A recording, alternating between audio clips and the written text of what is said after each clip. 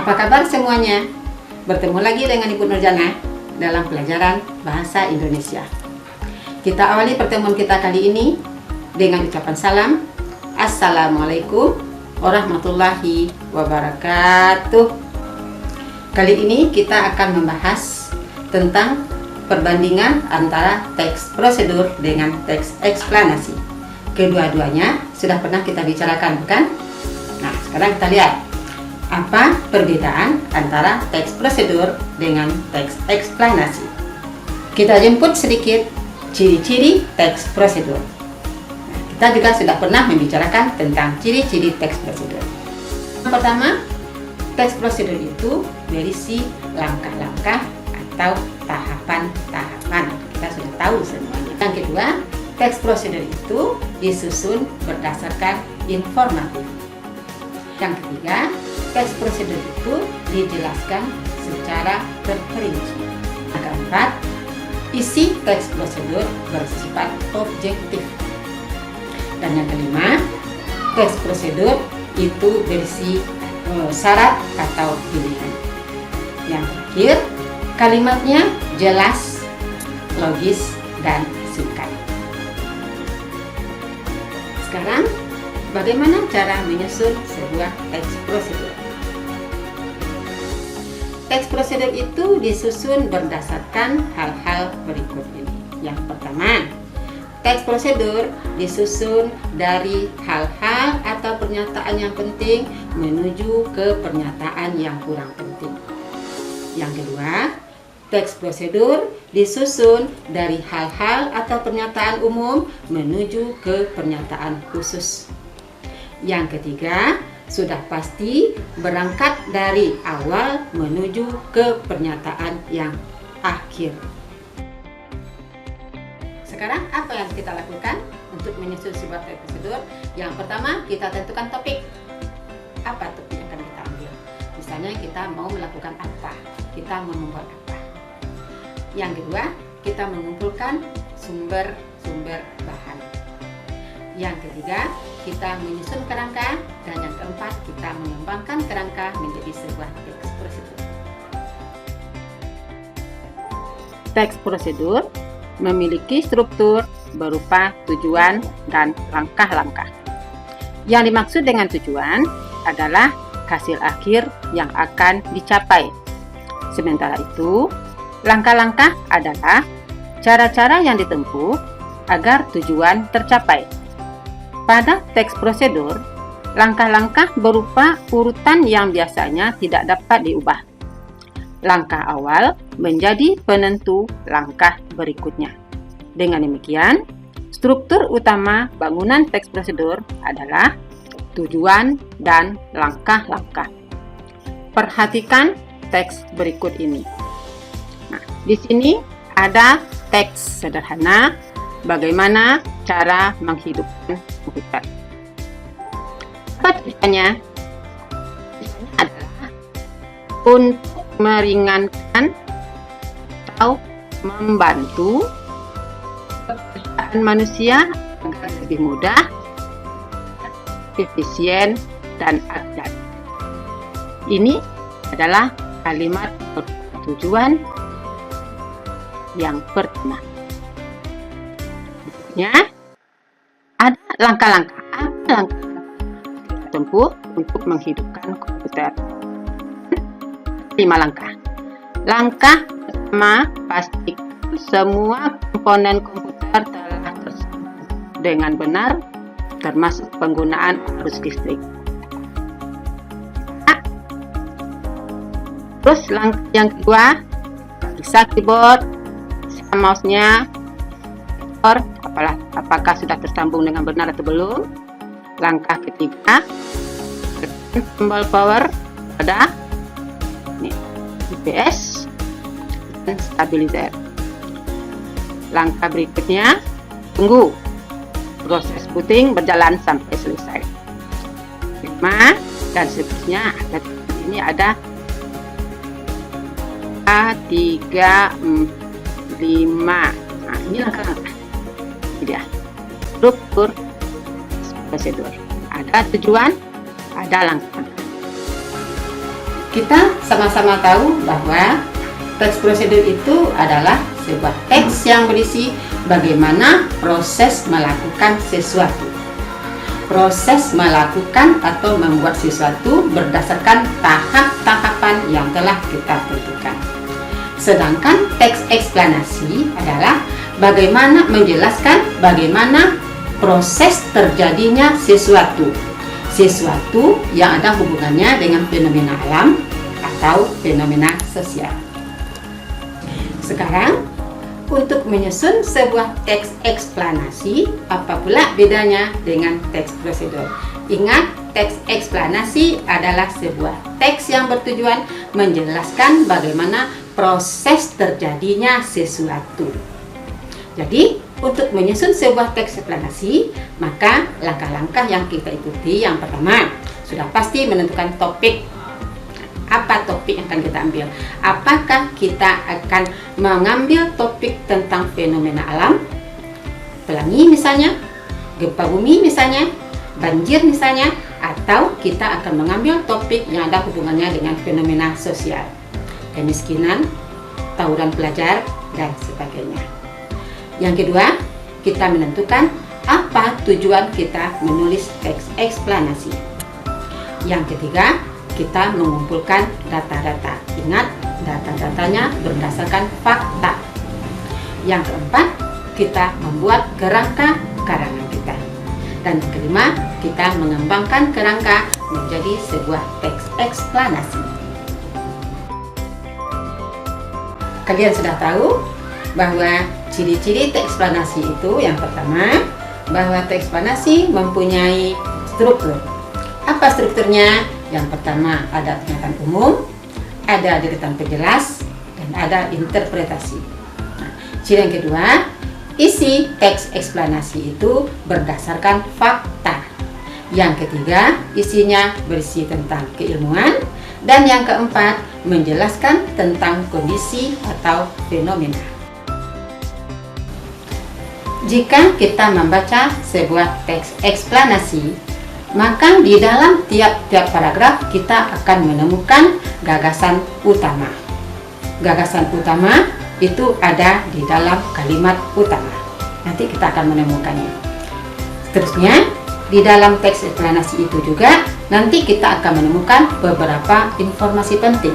Nah, sekarang bagaimana caranya kita menemukan informasi penting di dalam teks eksplanasi? Perhatikan teks berikut ini. Teks eksplanasi adalah teks yang bertujuan untuk menjelaskan proses suatu fenomena alam dan fenomena sosial. Proses terjadinya fenomena alam atau fenomena sosial dalam teks eksplanasi disusun berdasarkan fakta yang ada. Fakta terdapat dalam paragraf-paragraf teks eksplanasi.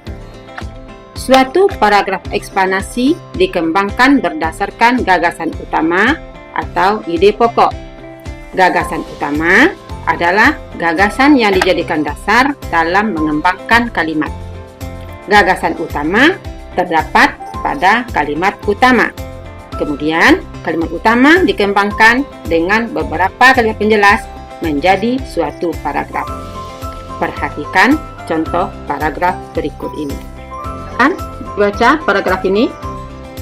Hallyu atau Korean Wave menjadi fenomena di banyak negara termasuk Indonesia.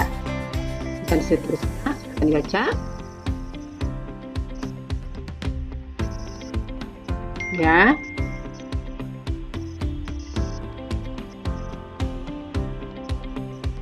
Bisa dibaca. Oke. Dari paragraf tersebut, kita bisa menemukan gagasan utama paragrafnya. Nah, sekarang mana gagasan utamanya? Kita cari dulu kalimat utamanya. Kalimat utama adalah ini. Ini kalimat utama terletak di awal paragraf. Ya. Di dalam kalimat utama ini gagasan utama. Apa gagasan utamanya? Hallyu fenomena, perhatikan, fenomena Hallyu atau Korean Wave di Indonesia. Nah, ini dia.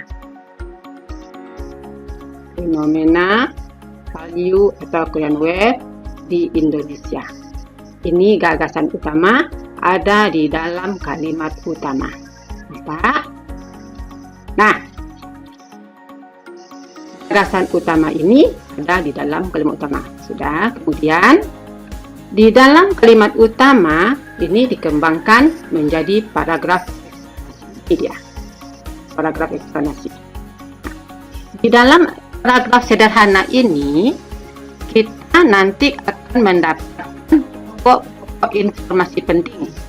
Nah, paragrafnya sederhana, tapi kita bisa mendapatkan beberapa informasi penting. Informasi apa?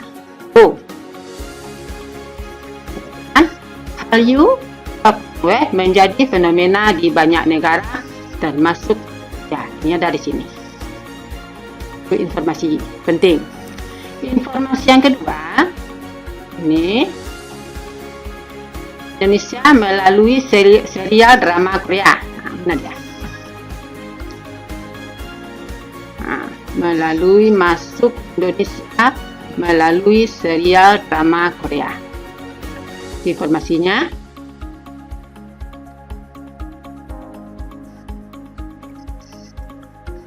terusnya, yang ketiga, banyak anak muda Indonesia menyukai boyband atau girl band asal Korea. Muda Indonesia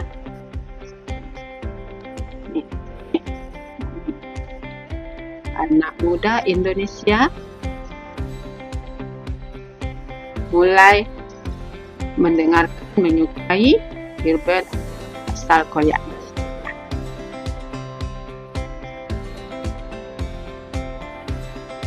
Informasi penting berikutnya, komunitas dan Korea di Indonesia.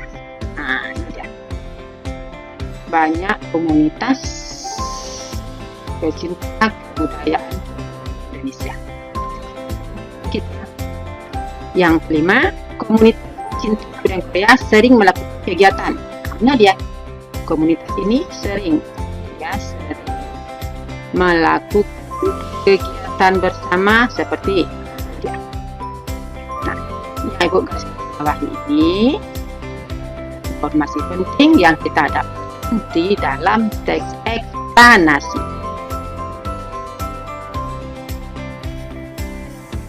Struktur teks eksplanasi terdiri atas pernyataan umum, deretan penjelas atau proses, yang ketiga penutup atau interpretasi. Pernyataan umum adalah bagian paling awal teks eksplanasi. Pernyataan umum berisi gambaran umum suatu aspek atau peristiwa. Dalam bagian ini, pembaca dapat mengetahui gambaran isi teks. Misalnya, contoh pada teks eksplanasi ini, pernyataan umum fenomena turunnya salju pada musim dingin. Nah, ini pernyataan umum. Kemudian, proses atau deretan penjelas. Pada bagian ini, proses sekaligus hubungan sebab akibat aspek atau peristiwa dijelaskan. Penjelasan tersebut bertujuan untuk menjawab pertanyaan bagaimana dan mengapa. Inti masalah yang dijelaskan terdapat pada bagian ini. Banyak istilah teknis yang muncul pada bagian ini.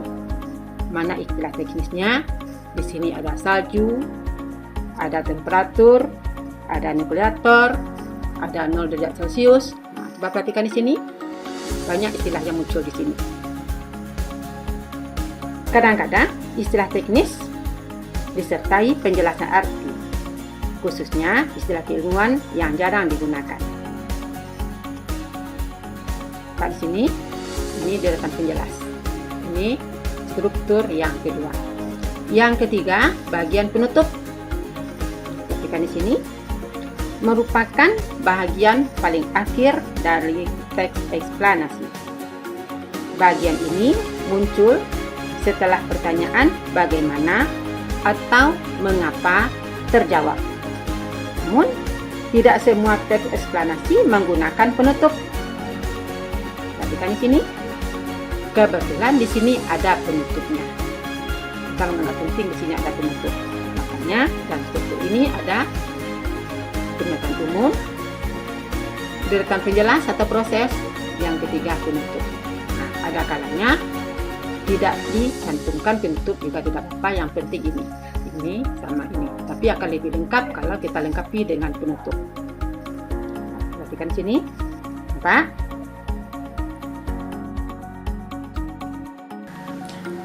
Berikutnya pola pengembangan teks eksplanasi. Perhatikan teks berikut ini. Setiap teks mempunyai pola pengembangan tersendiri. Begitu pula pada teks eksplanasi. Secara umum, pola pengembangan teks eksplanasi terdiri atas dua cara. Yang pertama, pola pengembangan sebab akibat. Teks eksplanasi adalah teks yang bertujuan untuk menjawab pertanyaan dengan kata tanya, mengapa, dan bagaimana. Teks eksplanasi untuk menjawab kata tanya mengapa digunakan untuk menjelaskan sebab akibat terjadinya sesuatu. Biasanya, pola pengembangan sebab akibat digunakan untuk menjelaskan fenomena sosial budaya dalam teks eksplanasi. Perhatikan teks ini. Kita berbicara di sini adalah bagaimana aktivitas gunung berapi yang menyebabkan terjadinya gempa bumi. Mana sebab? Nah, penyebabnya adalah ini, adanya hubungan antara dinding gunung berapi dengan magma beserta gas yang memiliki tekanan yang kuat. Akibatnya muncul suatu ledakan dalam dapur magma. Nah, ini sebab, ini akibat. Jadi ini kita kembangkan dengan pola sebab akibat. Yang kedua, pola pengembangan proses. Pola pengembangan proses dapat digunakan dengan langkah-langkah berikut. Yang pertama, mengetahui rincian secara menyeluruh. Yang kedua, membagi proses menurut tahapan kejadian. Yang ketiga, menjelaskan setiap urutan ke dalam detail-detail yang tegas sehingga pembaca dapat melihat seluruh proses dengan jelas. Perhatikan teks berikut ini. Proses apa? Ini adalah proses terjadinya puting beliung. Sebelumnya mungkin ada yang tidak tahu bagaimana proses terjadinya beliung. Ini dia. Diuraikan ini sebuah fenomena alam. Dibaca dari awal sampai akhir. Ini disebut eksplanasi menggunakan pola pengembangan proses. Demikian materi kita kali ini, dengan harapan kalian bisa memahami teks prosedur dan membandingkannya dengan teks eksplanasi. Selamat belajar, sampai bertemu dalam pertemuan kita berikutnya.